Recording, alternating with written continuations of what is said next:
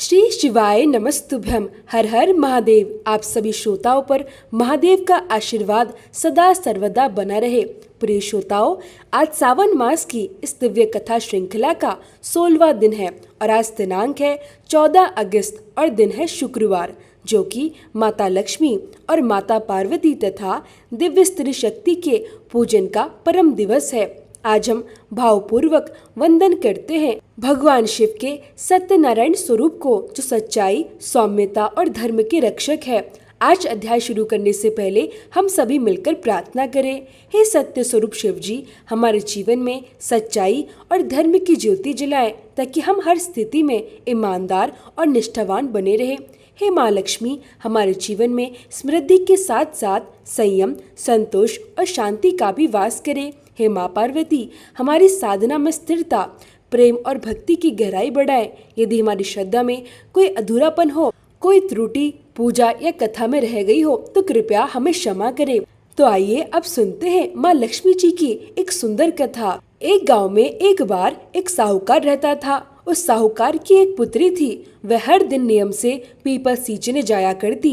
People के वृक्ष में से हर दिन लक्ष्मी जी प्रकट होती थी और वह चली जाती थी। एक दिन लक्ष्मी जी ने साहूकार की बेटी से कहा, तू मेरी सहेली बन जा। लड़की ने कहा, मैं पिता से पूछकर कल आऊंगी। साहूकार की बेटी ने घर जाकर अपने पिता को सारी बात कह दी। तब उसके पिताजी बोले, बेटी, वह तो लक्ष्मी जी है, अपने को और क्या चाहिए, तू लक्ष्मी जी की सहेली बन जा। दूसरे दिन वह लड़की फिर गई। तब माता लक्ष्मी जी पीपल के पेड़ से निकल कर आई और कहा, सहेली बन जा।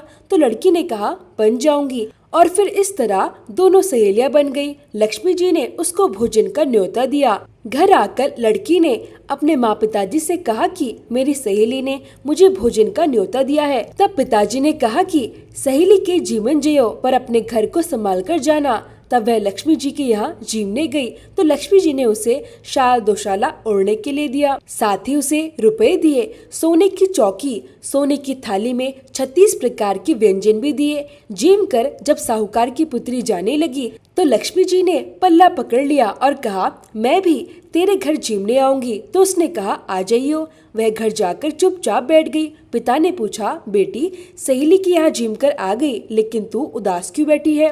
तो उसने कहा, पिताजी, मुझे तो लक्ष्मी जी ने इतना दिया, अनेक प्रकार के भोजन कराए, परंतु मैं उन्हें कैसे जिमाऊंगी? अपने घर में तो कुछ भी नहीं है।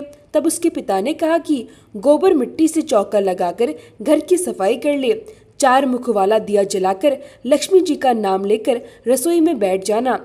लड़की साफ सफाई करके लड्डू लेकर बैठ गई। उसी समय एक रानी नहा रही थी। उसका 9 लक्खा हार चील उठाकर ले गई और उसी साहूकार के घर पर वह 9 लक्खा हार डाल गई और साहूकार की पुत्री के हाथ से उसका लड्डू ले गई। बाद में साहूकार की पुत्री हार को तोड़ने बाजार में गई और सामान लाने लगी।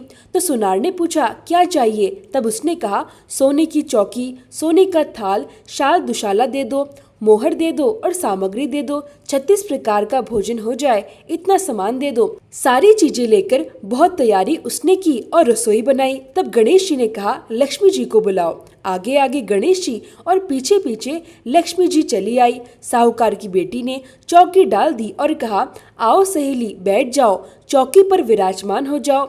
जब लक्ष्मी जी ने कहा, सहेली, चौकी पर तो राजा रानी के यहाँ भी नहीं बैठी, किसी के भी नहीं बैठी, तो उसने कहा, लेकिन मेरे यहाँ तो बैठना पड़ेगा। तब साहूकार की पुत्री के आग्रह पर लक्ष्मी जी चौकी पर बैठ गई। अब तो साहूकार की पुत्री ने उनकी खूब खातिर की।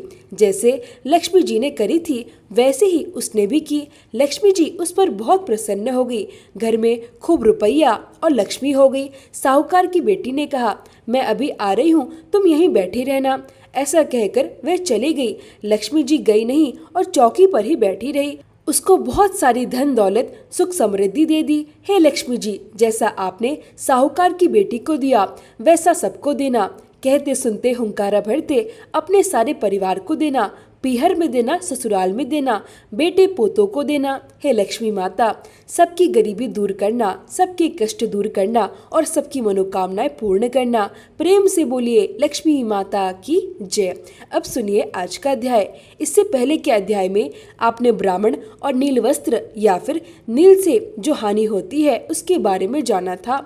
देवी पार्वती को बताते हुए महादेव जी कहते हैं कि इसके बाद परशुराम जी के द्वारा स्थापित रामेश्वर लिंग का दर्शन करे। वह स्थान गोपीश्वर से वायव्य कोण में 30 धनुष की दूरी पर है। जिस समय जमदग्नि पुत्र परशुराम जी ने पिता की आज्ञा से अपनी माता का वध किया और पिता के अनुग्रह से वह पुनः जीवित हो गई, उस समय प्रभास क्षेत्र में आकर उन्होंने अद्भुत तपस्या की। वे मेरे विग्रह की स्थापना करके 150 वर्ष तक आराधना में लीन रहे। इससे संतुष्ट होकर मैंने उन्हें मनवांछित वर प्रदान किया और उनके द्वारा स्थापित शिवलिंग में निवास किया। इससे महर्षि परशुराम कृतार्थ हो गए। फिर भूमंडल के संपूर्ण क्षत्रियों का 21 बार संहार करके वे माता पिता के ऋण से उऋण हो पाए।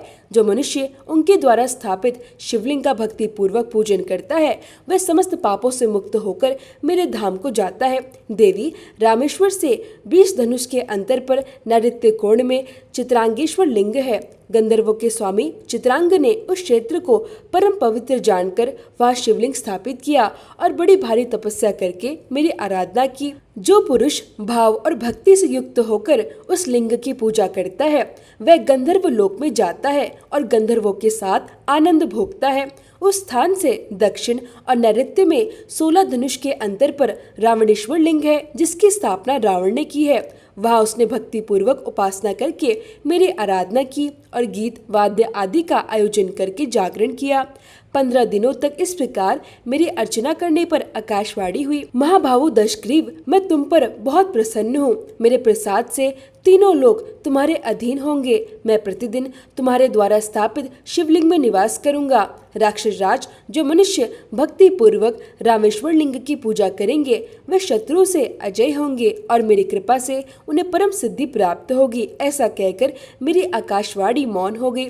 रावण ने भी संतुष्ट होकर बारंबार मेरा पूजन किया और तीनों लोकों पर विजय पाने की इच्छा रखकर वह पुष्पक विमान पर आरूढ़ होकर अभीष्ट स्थान को चला गया। रावणेश्वर से पश्चिम 5 धनुष दूर सौभाग्यदायिनी गौरी का निवास है, जहाँ पर सौभाग्य की इच्छा रखने वाली अरुंधति देवी ने गौरी जी की आराधना में तत्पर होकर घोर तपस्या की थी।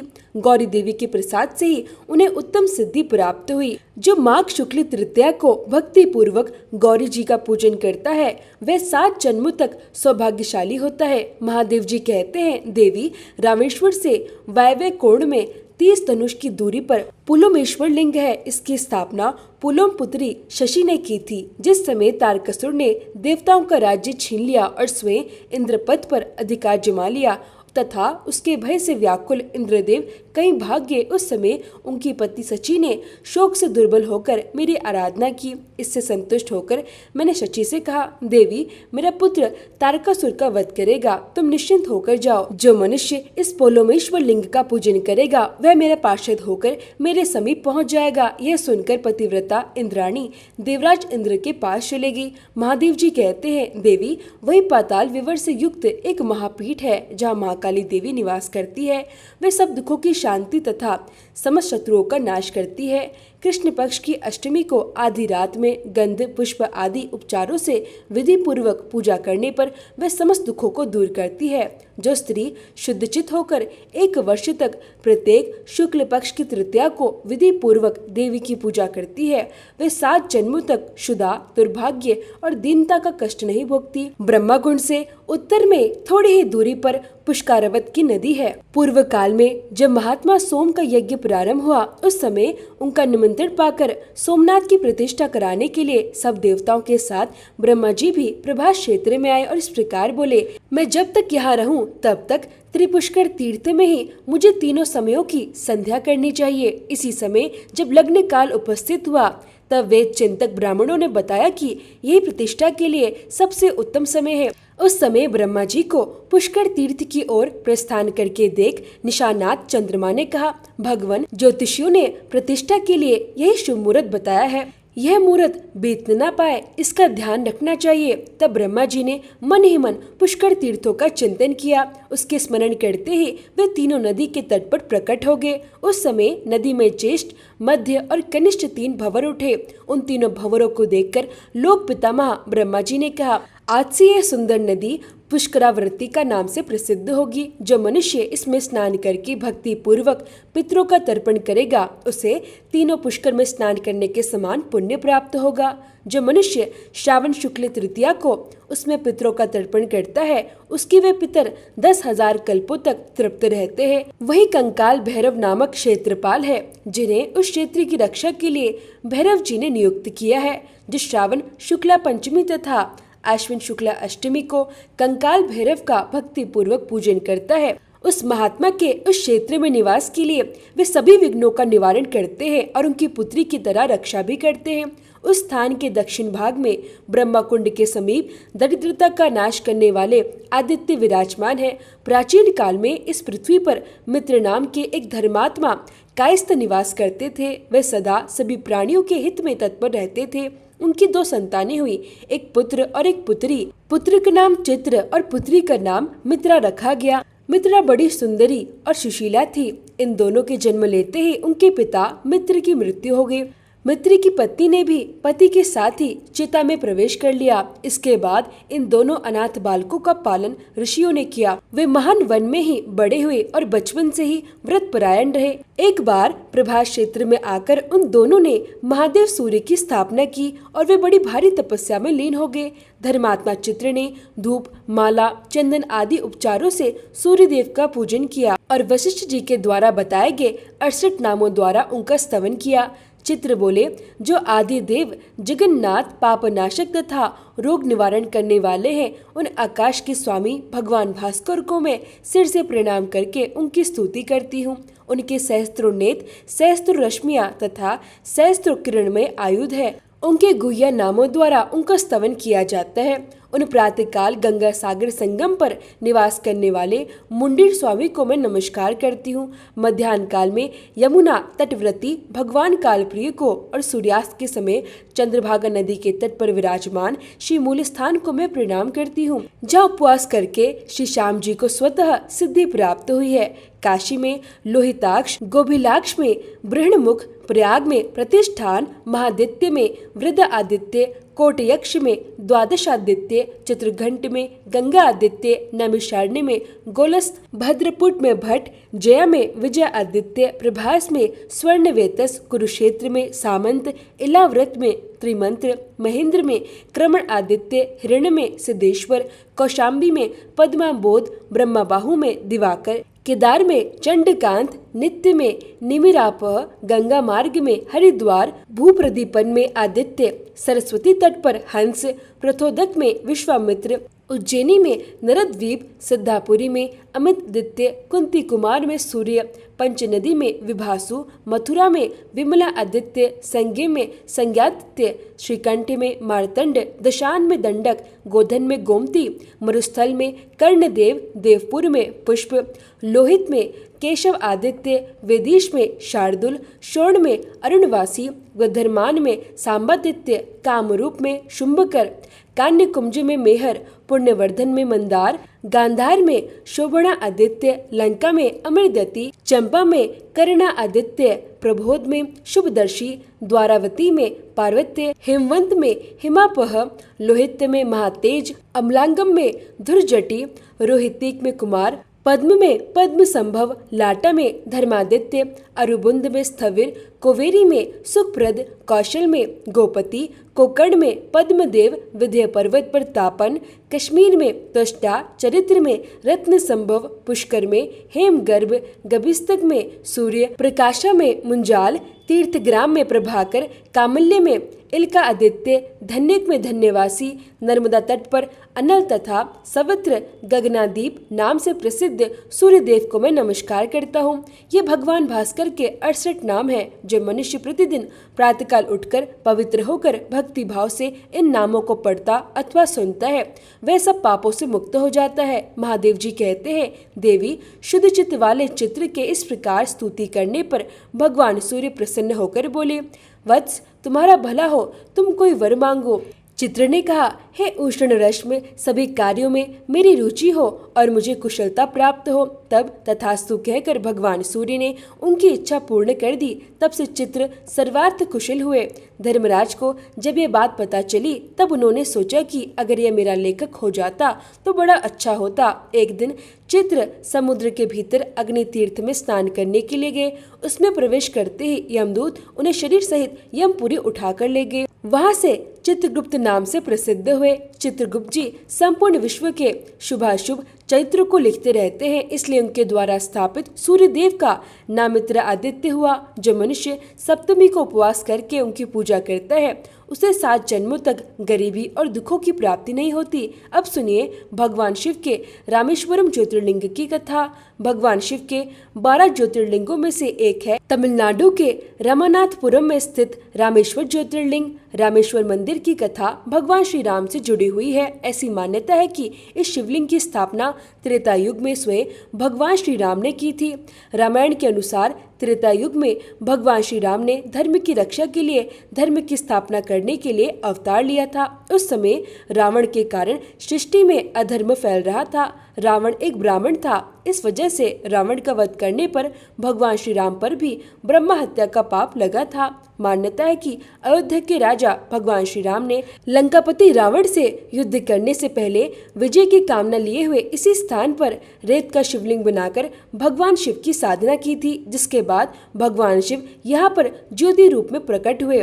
रामेश्वर ज्योतिर्लिंग की कथा शिव पुराण में भी वर्णित है और ये बात उस समय की है जब रावण माता सीता का अपहरण करके उन्हें लंका ले गया था। और माता सीता की खोज के लिए जब भगवान श्री राम तट पर पहुंचे तो उन्होंने देखा कि लंका तो समुद्र के ठीक उस पार स्थित है। यह देखकर भगवान श्री राम असमंजस में पड़ गए कि इतना विशाल समुद्र भला पार कैसे होगा, और वे यह चिंतन करने लगे कि कैसे इस समुद्र को पार किया जाएगा और कैसे रावण को हराया जाएगा।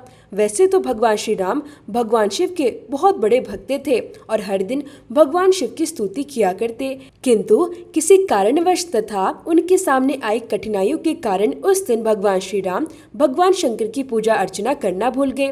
बिना पूजा किए हुए ही भगवान श्री राम उसी स्थान पर ठहर कर जल पी रहे थे। तभी आकाशवाणी हुई, मेरी पूजा किए बिना ही जल पीते हो। इस आकाशवाणी को सुनकर भगवान श्री राम ने बालू से शिवलिंग बनाया और उसकी पूजा की। फिर भगवान शिव से रावण पर विजय प्राप्त करने का आशीर्वाद भी मांगा। भगवान शिव ने प्रसन्न होकर यह वर भगवान श्री राम को दे दिया।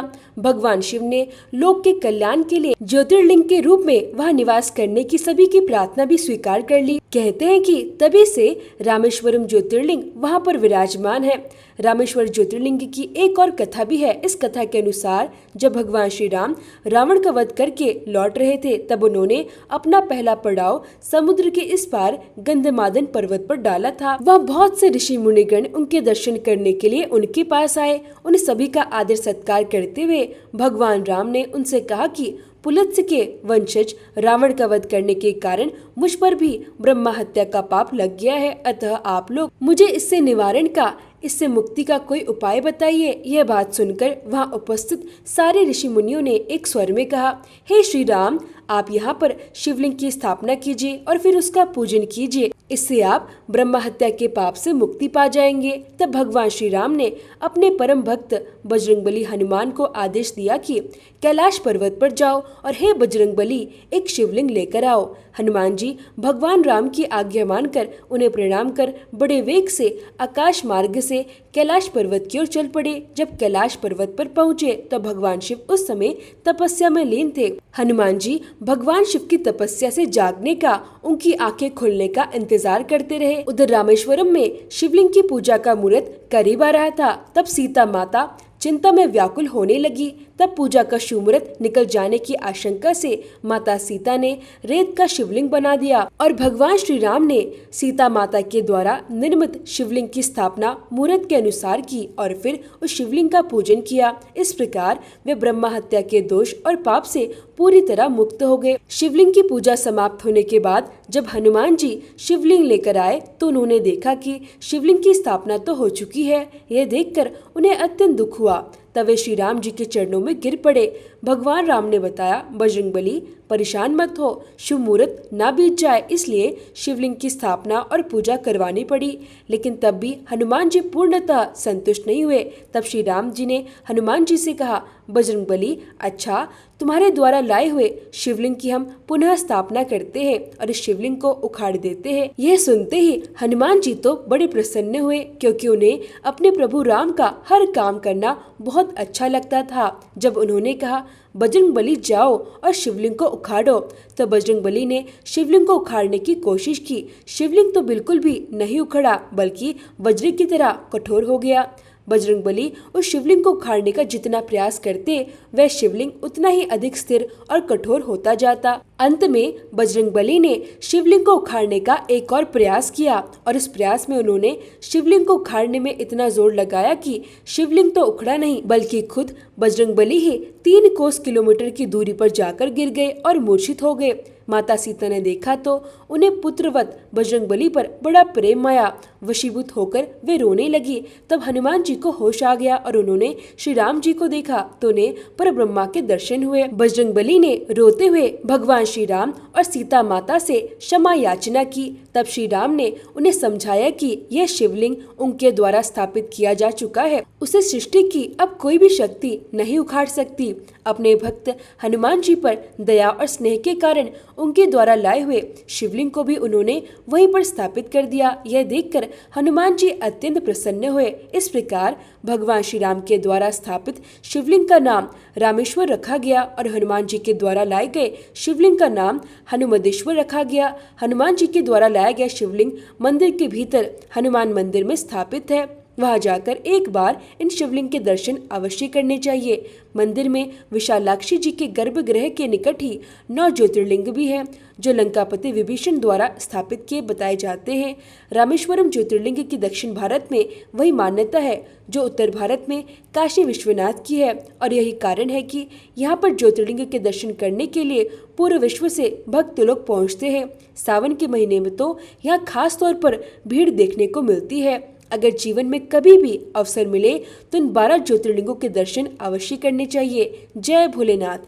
आज के अध्याय में बस इतना ही। अब सुनिए शिव चालीसा पाठ। श्री गणेश गिरिजा सुवन मंगल मूल सुजान, कहत अयोध्या दास तुम देहु अभय वरदान। जय गिरिजापति दीन दयाला, सदा करत संतन प्रतिपाला।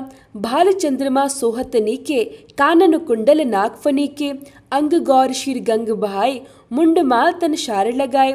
वस्त्र खाल बागंबर सोहे, छवि को देखी नागमन मोहे। मेना मातु की हवे दुलारी, बाम अंग सोहत छवि न्यारी। कर त्रिशूल सोहत छवि भारी, करत सदा शत्रुवन क्षयकारी। नंदी गणेश सोहे तह कैसे, सागर मध्य कमल है जैसे। कार्तिक शाम और गणाओ, या छवि को कही जात न काओ। देवन जब ही जाय पुकारा, तभी दुख प्रभु आप निवारा। किया उपद्रव तारक भारी, देवन सब मिली तुम ही जुहारी। तुरत छडानन आप पठाइयो, लवनी मेष महामारी गिरायो। आप जलंधर असुर संघारा, सुयश तुम्हारा विदित संसारा। त्रिपुरासुर सन्न युद्ध मचाई, सभी कृपा कर लीन बचाई। किया तप ही भागीरथ भारी, पुर प्रतिज्ञा तासु पुरारी। दानिन महतुम सम कोहु नाही, सेवक स्तुति करत सदाही।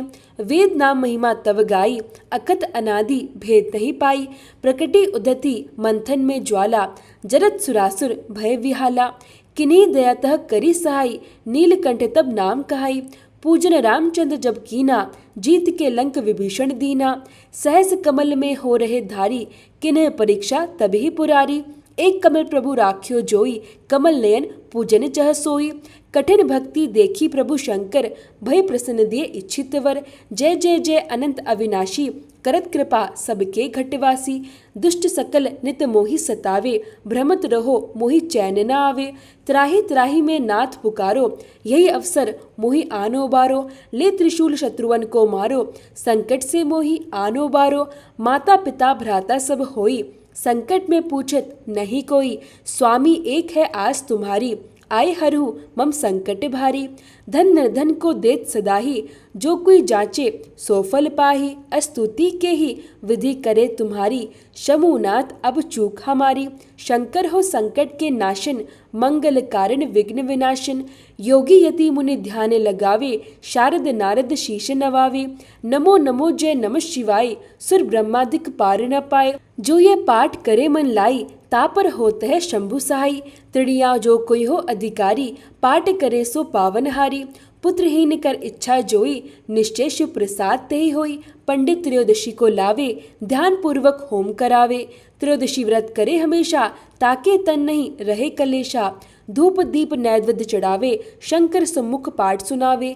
जन्म जन्म के पाप नसावे, अंत धाम शिवपुर में पावे।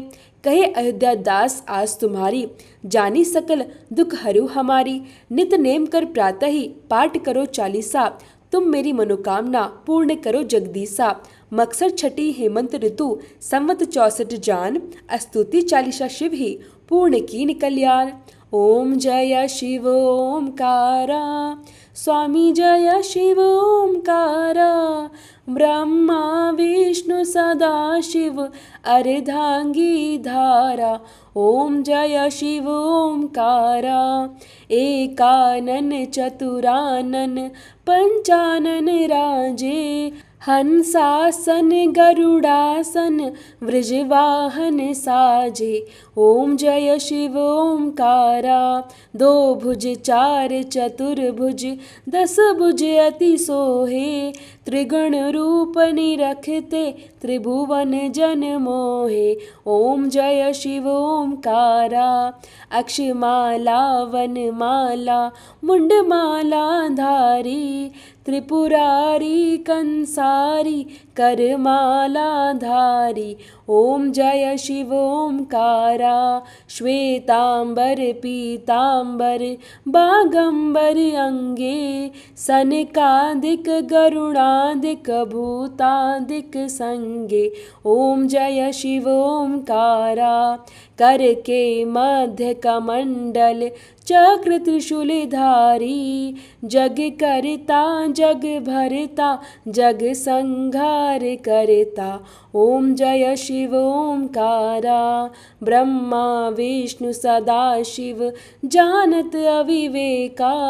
प्रणवाक्षर के मध्य, ये तीनों एका।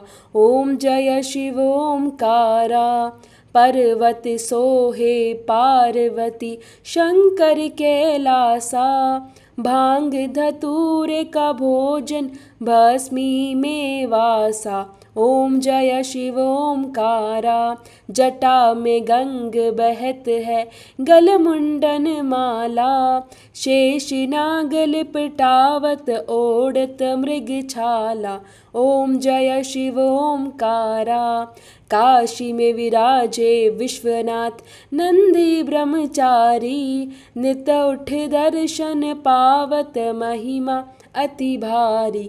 ओम जय शिव ओमकारा, त्रिगुण स्वामी जी की आरती, जो कोई नर गावे।